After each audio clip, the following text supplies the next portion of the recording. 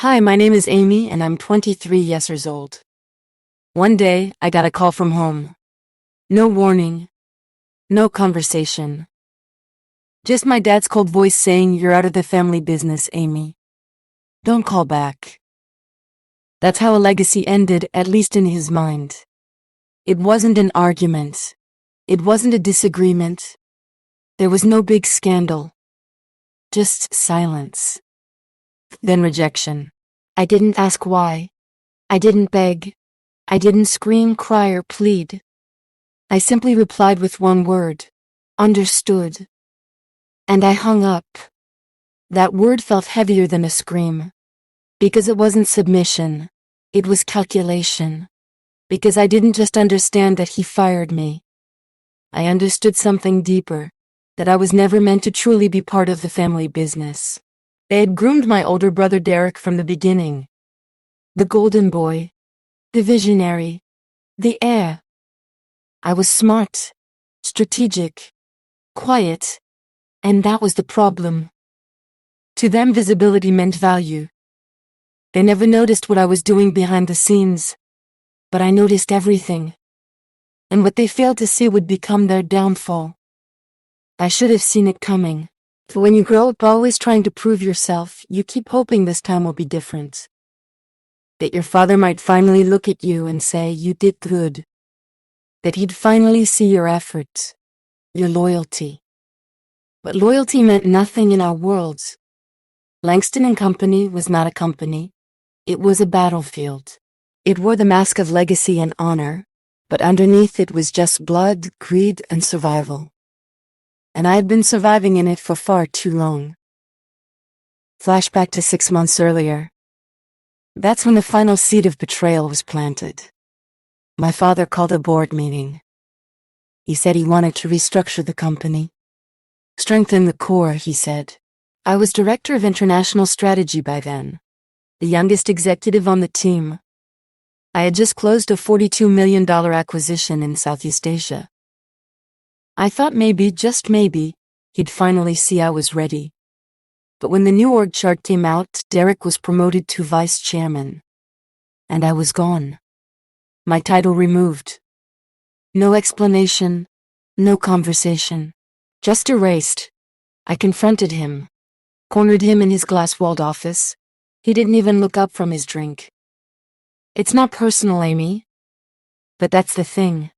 It was only ever personal. The betrayal became real when I found out who replaced me. Not a veteran. Not a rising star. But Marcus, my stepmother's nephew. 28. No degree. A failed startup and a slick smile.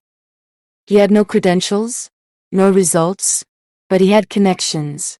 And connections always outranked competence in our family. So I smiled and walked out. But I didn't leave empty-handed. For the next 6 months, I built quietly. I used every contact I had made over the years. Private equity firms, silent investors, discreet law firms. I registered a holding company under a different name, AVM Capital. Not even my closest friends knew it was me. Every acquisition I made was calculated. I wasn't just buying random assets. I was buying Langston's backbone. The logistics company that moved our shipments. The PR firm that managed our reputation. The analytics team that ran our market forecasts. One by one, I bought them out. And no one noticed. Because I never showed my face. I moved like a ghost. Until I was ready to haunt them. 48 hours after the phone call that ended everything, the calls started coming in. I hadn't planned on responding to any of them. But the 56th missed call came from Derek. And that was the one I wanted. I picked up. He sounded frantic. "Amy, what the hell is going on?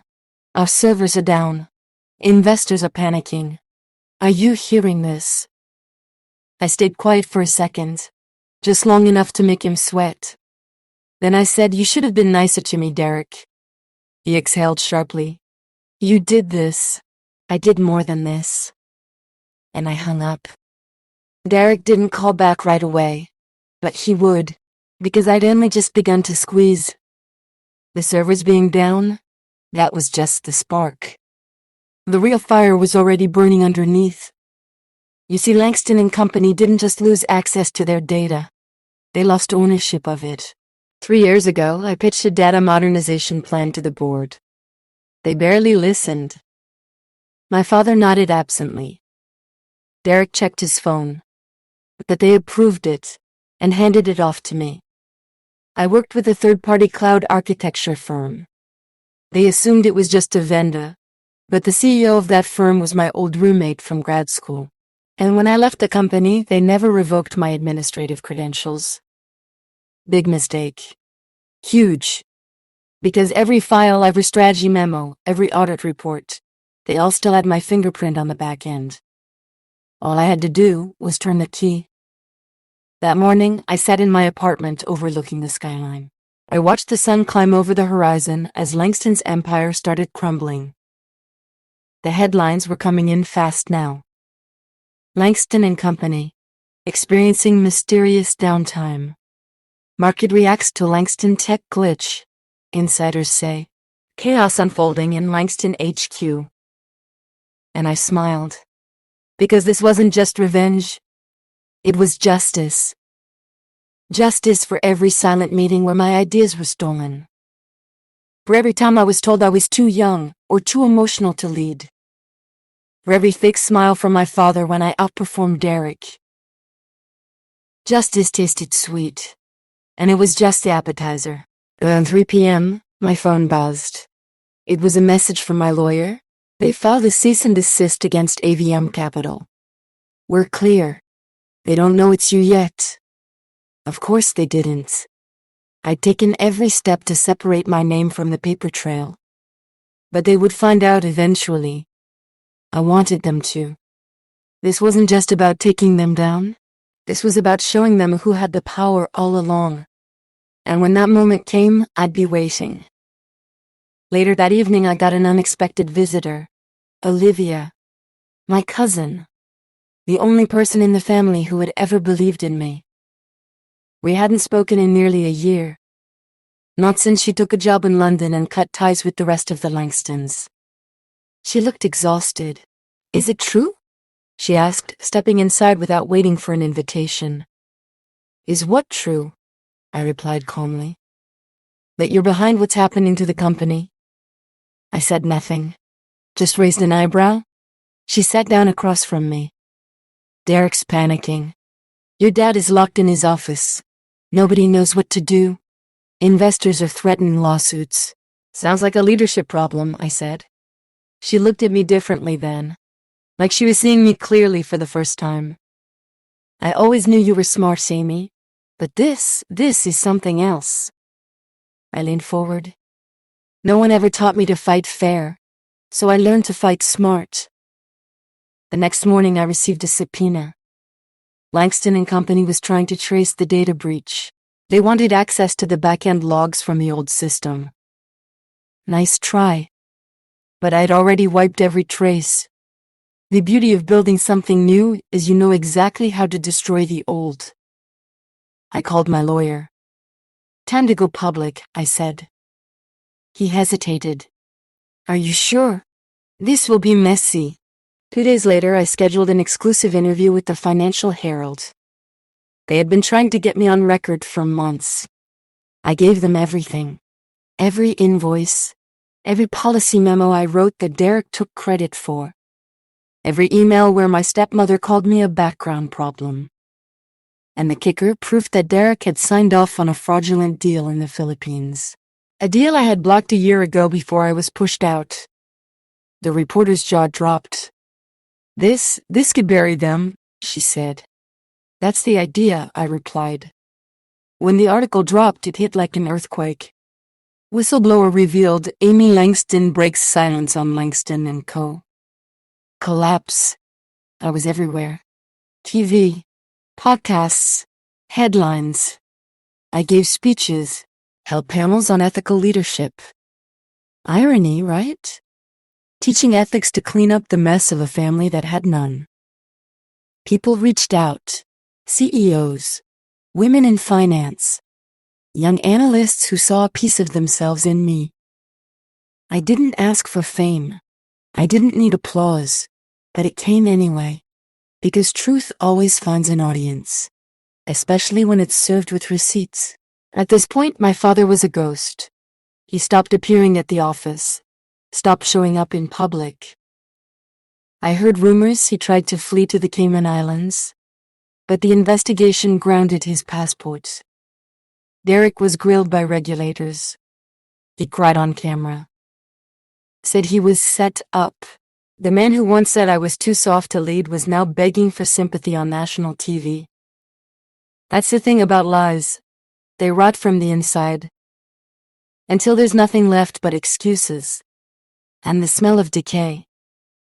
3 weeks after the article went live, my office received a letter. A formal request from the Langston family legal team. They wanted to enter into confidential dialogue to avoid prolonged public conflict. Translation? They were desperate. Derek was being investigated by the SEC. My stepmother had quietly filed for divorce. And my father, once the face of New York's elite finance circles, hadn't been seen in public since the exposé. I took a slow breath as I read the letter. It was neatly printed, politely worded, and carried the faint scent of desperation. But the real message was loud and clear. They wanted mercy, and I had none left to give. I walked into the Langston building 2 days later, for the first time in over a year. It smelled the same. Expensive wood polish, stale coffee, old money. People stared as I passed through the marble foyer. Some whispered, some looked away, and a few nodded. Respect, or fear. Maybe both. I took the elevator to the top floor, Suite 41A. The very office where my father once told me I was a talented support player, not a leader. Today that office was empty.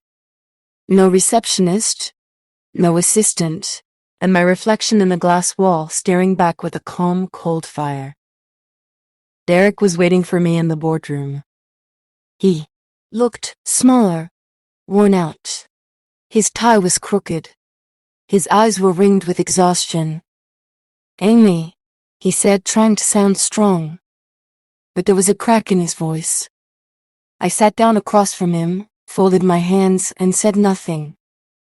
Let him talk. He shuffled some papers, tried to sound professional. "We want to negotiate terms. For a settlement. For some kind of resolution. We can't afford more press." I stared at him, let the silence hang, then leaned forward. "There's no settlement, Derek. You made your decisions. Now you live with them." He looked like he wanted decisions. Now you left with them. "Why are you doing this?" And that was it. The moment. The raw, exposed truth. I smiled. For every time you told me I wasn't enough. For every meeting where you took my work and called it yours. For every time you laughed behind my back. For the time you convinced Dad to send me to Geneva instead of Hong Kong so you could get the bigger promotion. I'm doing this because you never saw me coming. And now? Now I'm the storm you can't outrun. I stood, left the papers on the table untouched, turned and walked out without looking back. The elevator ride down was quiet, but inside me a storm had finally settled. Not rage, not bitterness, but peace. A deep grounded peace. Because the girl they cast aside, she became the woman who turned the tide. In the weeks that followed, Langston & Company declared bankruptcy. The brand was officially delisted. The board dissolved. Its assets, many of which I now owned, were sold off. Some were absorbed by AVM Capital, others by companies I partnered with. It wasn't just a fall, it was an erasure. Langston & Company became a cautionary tale in Ivy League classrooms. A case study in corruption, nepotism, and underestimating the wrong person. As for me, I kept building. My company grew faster than I expected. Clients lined up. Our model was lean, efficient, and brutally honest. We didn't do favors, we did results. I was invited to every summit, every major financial panel. Not because I was a Langston, but because I wasn't anymore. I was something else, something stronger. Amy Langston, self-made, self-led, and unstoppable. But revenge is never as clean as people think. There were nights I cried. Nights I felt the weight of it all. The loneliness. The betrayal. The ache of knowing that the family I fought to impress had never truly wanted me. I'd won. Yes, but sometimes victory feels like ash in your mouth. So I began to rebuild more than my company. I rebuilt my heart. I reconnected with Olivia, started therapy, volunteered with young women in finance, mentored interns. Not because I had to, but because I remembered what it felt like to sit in a boardroom full of men who didn't hear you. And I wanted to be the voice that changed that for someone else. Then one day, out of nowhere, I received a letter. Handwritten. No return address. Just my name. Inside was a single sheet of paper. In my father's handwriting. I was wrong. You were always the strongest one. I'm sorry. Dad. No fanfare. No signature. Just that. I read it once. Twice. Then burned it. Because some apologies come too late. And some damage can't be undone. But I wasn't angry anymore. Just free. Finally free. Months passed. The financial world had moved on from Langston and Company. But I hadn't. Not entirely. Because every now and then a whisper would float through the city. A rumor. A headline. A name spoken quietly in elite circles. Derek Langston. Bankrupt. Desperate. Trying to start over. There was even talk of him launching a new company. Some underfunded fintech startup out of Miami. I kept tabs, not out of fear, but out of curiosity. Because people like Derek never truly learn. They just adapt their mask. And I knew deep down he'd try something. Then came the second betrayal. This time not from Derek, but from someone I once trusted. Samantha, my former assistant. The only one I had brought with me when I left Langston and Company. She was sharp, efficient, loyal, or so I thought. One morning I walked into my office and noticed something off. A confidential file had been moved. My server logs showed an unfamiliar access attempt at 3:12 a.m.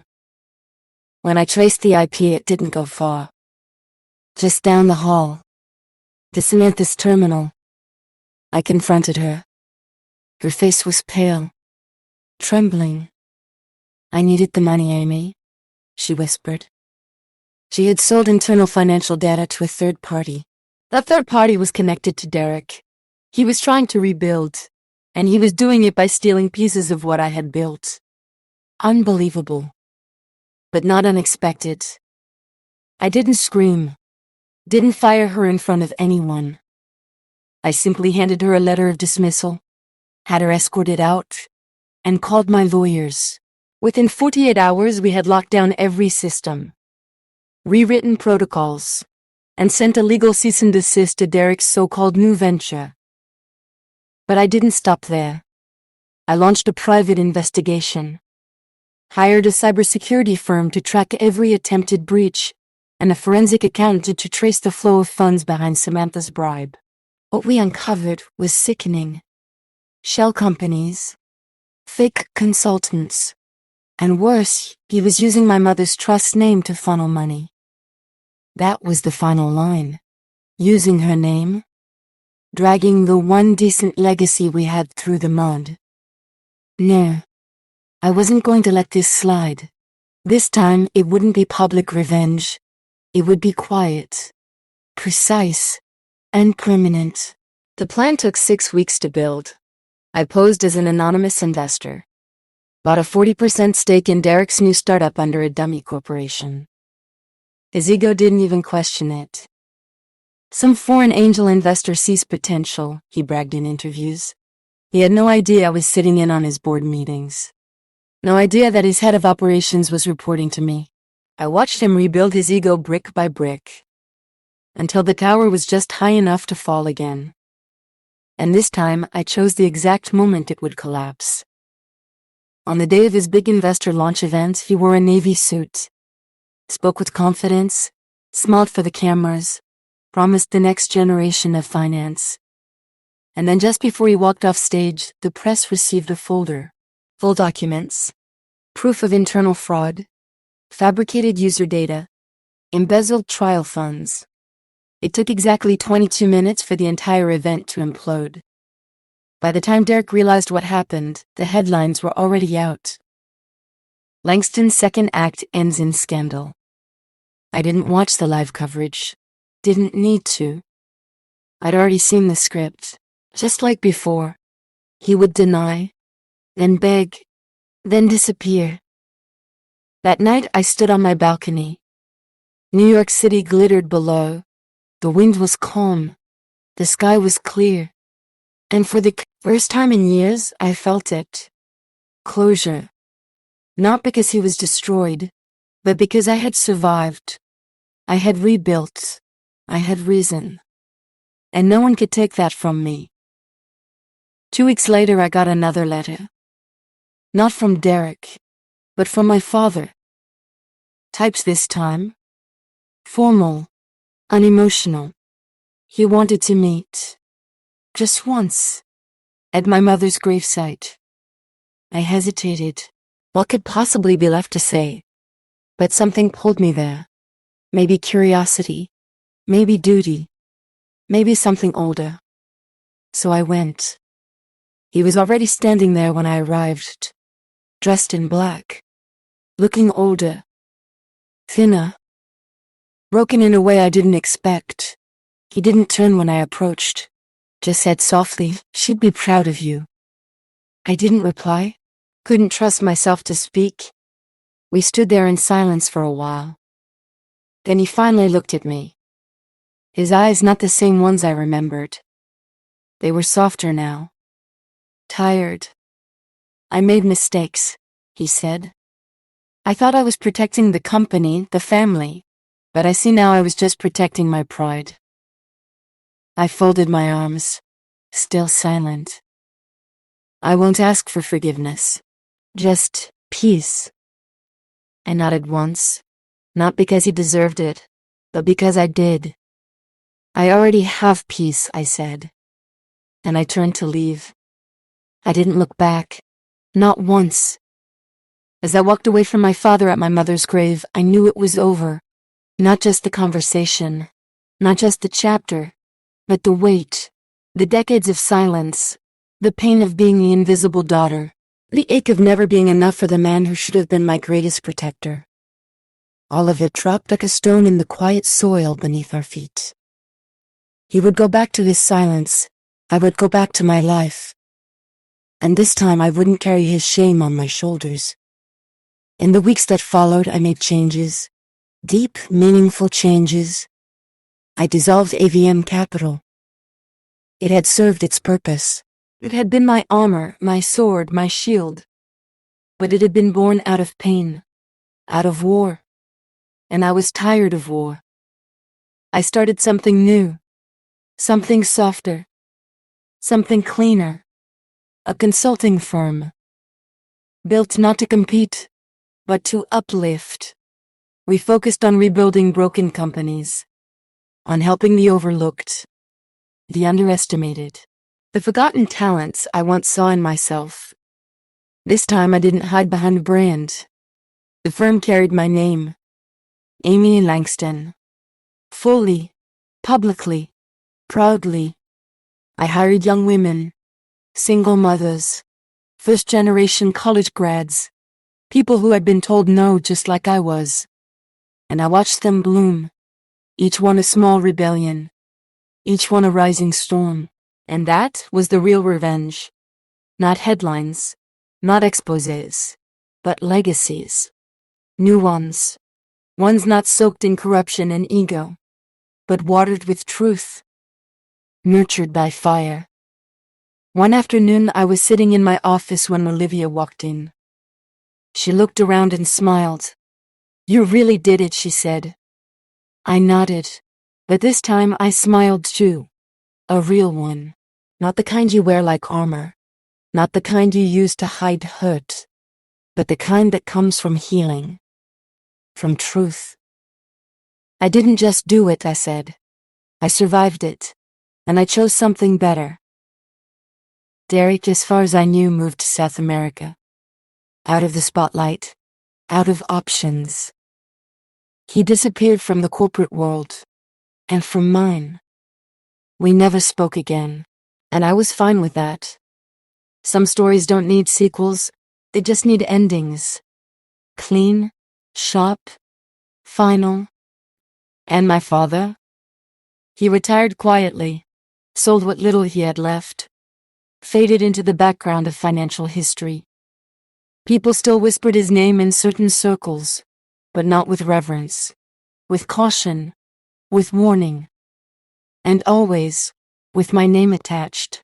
Because where once it was Langston and Company, now it was Langston, Amy Langston. I stood one day in front of a crowd of young graduates, delivering a keynote. The topic was resilience.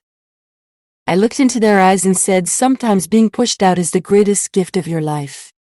Not because you deserve to be hurt, but because you were never meant to stay small. I paused, let the words sink in, then finished with, they took everything from me, so I built something they couldn't touch.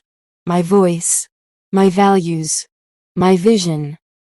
And I named it after the one thing they couldn't steal, me. As the applause rose, I looked up. To no one in particular, to a quiet sky. And I whispered to my mother, I kept my promise. I made it better. Because I had. Because I did. Because I'm Amy Langston. And I never needed a seat at their table. I built my own. And then I burned theirs down. Have you ever been cut off, overlooked, or betrayed by your own family, and used that pain to build something stronger?